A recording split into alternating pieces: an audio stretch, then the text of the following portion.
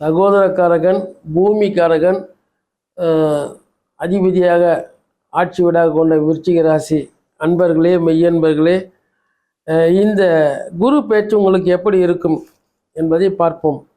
ராசிக்கு 7ஆம் இடத்துல இருந்த குரு பகவான் மே மாதம் 14ஆம் தேதி பிரகாரம் பார்த்தீங்கன்னாக்கா ரிஷபத்திலிருந்து மிதுனத்துக்கு போகிறார்கள். ஆக அந்த 8ஆம் இடத்து குருவாக அங்கே உங்களுக்கு வர இருக்கிறார்கள். ஆக 8ஆம் இடம் என்பது நீங்கள் எதுவும் தவறாகவோ பயப்படும் முறையாகவும் எதுவுமே கிடையாது. மிதுனத்தில் ரிஷபத்துலேருந்து மிதுனத்துக்கு போகிறார். அதே மாதிரி பார்த்தீங்கன்னாக்கா அக்டோபர் மாதம் 12ஆம் தேதி பார்த்தீங்கன்னாக்கா அதிசாரமாக 8ஆம் இடத்துலேருந்து 9ஆம் இடத்துக்கு குரு பகவான் போகிறார். ஆக மிதுனத்திலேருந்து கடகத்துக்கு வர்றார். கடகம்ன்றது குரு பகவான் உச்சம் அடையக்கூடிய இடம் தானே. விருச்சிக ராசிக்கு குடும்பஸ்தானம், தனஸ்தானத்தினுடைய அதிபதி குரு பகவான். அந்த குரு பகவான் அதிசாரமாக வந்து எங்கே வர்றாரு? மிதுனத்திலேருந்து கடகத்துக்கு வர்றார். கடகம்ன்றது என்ன? இது குரு பகவான் உச்சம் அடையக்கூடிய இடம். அந்த உச்சம் அடையக்கூடிய இடத்துக்கு குரு பகவான் வந்தால் 8ஆம் இடத்துலேருந்து 9ஆம் இடம் கிட்டத்தட்ட ஒரு 47-48 நாட்களுக்கு குரு 9ல் உட்கார்றார். யாருக்கு? விருச்சிக ராசிக்கு. அப்போ நிறைய சிறப்பான ஒரு நிலைகள், முன்னேற்றங்கள், நல்ல பலன்கள்லாம் இவங்க விருச்சிக ராசி நேயர்கள் அறுவடை செய்வார்கள்.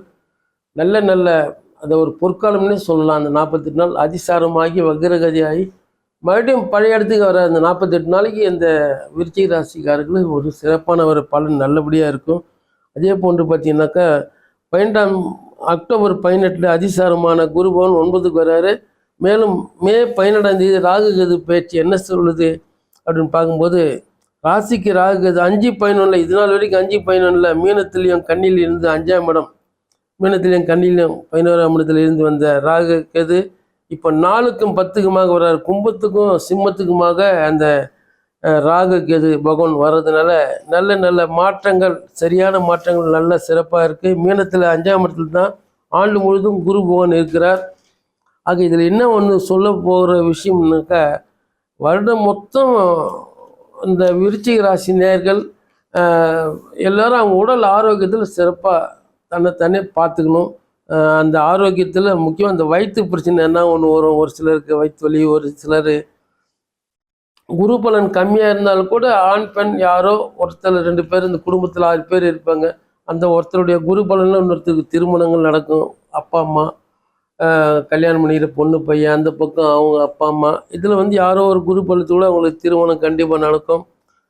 ஆக இந்த படிக்கிற பிள்ளைங்க வந்து அந்த ஆட்டம் பாட்டம் நேற்று வரைக்கும் நல்லா படிச்சிருந்த பசங்க இன்றைக்கி விளையாட்டுத்தனம் அதிகமாக இருக்கும். அவங்கள வந்து கொஞ்சம் கருத்தோடு படிக்கணும். இது எல்லாமே இந்த கிரக நிலைகள் மாற்றத்தினால்தான் இவங்கள வந்து அப்படி இருக்கிறாங்க.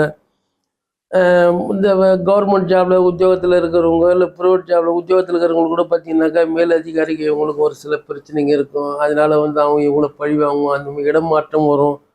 தொழில் ரீதியாக பார்த்தீங்கன்னா தொழில் அதிபர்கள் மற்றவங்களாம் பார்த்தீங்கன்னா அவங்களுக்கு வந்து வர வேண்டிய பொருள் சரியானபடி வராமல் போகாமல் அவங்களுக்கு ஏதாவது இழுத்தடித்து வரக்கூடிய லாபம் வராமல் நஷ்டத்தில் போவோம்.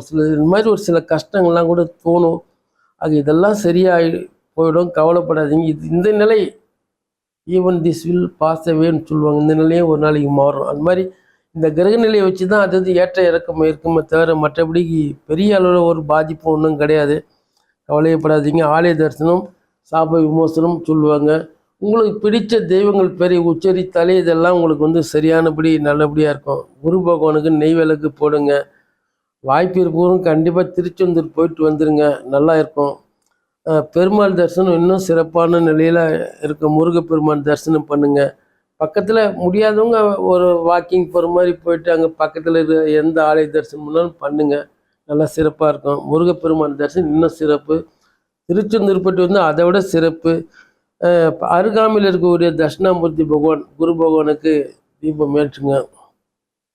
காயத்ரி மந்திரம், ஸ்தோத்திரம், விஷ்ணு சகஸ்ரநாமம் இதெல்லாம் நீங்கள் டிவியில் வர்றது கேட்டாலும் போதும், ஃபோனில் வச்சு கேட்டாலும் எல்லாமே ஒரு பரிகாரம் தான். ஆக எல்லாம் 65% இந்த வருஷம் உங்களுக்கு நல்ல சிறப்பான நல்ல ஒரு பலன் இருக்குது.